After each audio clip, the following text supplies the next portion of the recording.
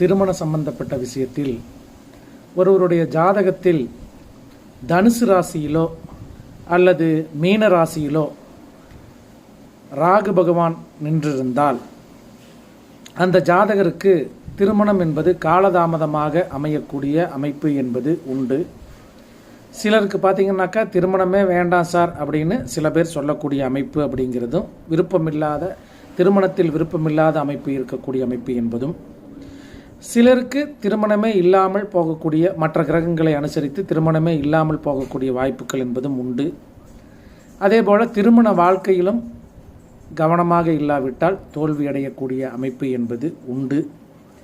அதனால் இந்த கிரக அமைப்பு இருந்தால் திருமணத்தில் பெரிய மைனஸ் அப்படிங்கிறத எடுக்காமல் அது சார்ந்த விஷயங்களில் சில அசௌகரியங்கள் ஏற்படும் என்பதனை மனதில் கொண்டு செயல்படுவதும் திருமண பொருத்தத்தில் சேர்ப்பதும் அவசியம்.